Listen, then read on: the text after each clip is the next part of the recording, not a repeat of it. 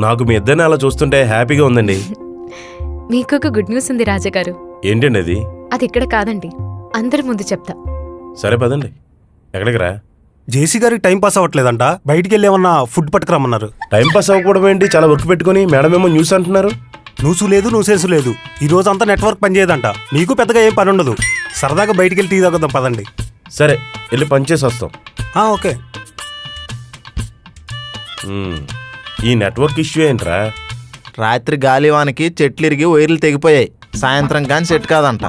నువ్వెందుకు అంత dull అయిపోతున్నావు? Work లేకపోతే హ్యాపీయే కదా. నా బాధ నీకేం తెలుసురా? చెప్తే ఎటకరిస్తావు, చెప్పకపోతే జలగలా పిండేస్తావు. పిండేస్తాను పిసికేస్తాను, ముందు విషయం ఏంటో చెప్పాలి కదరా.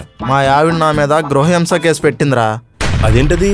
మీరిద్దరూ ఒక చోట ఉండట్లేదుగా? నేను కూడా అదే చెప్పాను ఎస్ఐ గారితో. మీ ఇద్దరు ఒక గృహంలో ఉండట్లేదు, కానీ నీ గృహంలో తను ఉంటుంది కదా అన్నారు. అది నువ్వు రాసిచ్చిందే కదా. సంపాదించానని తను అంటుంది. దరిద్రానికి దిష్టి తీస్తే అందులో ఉన్న నిమ్మకాయ కూడా నువ్వేరా.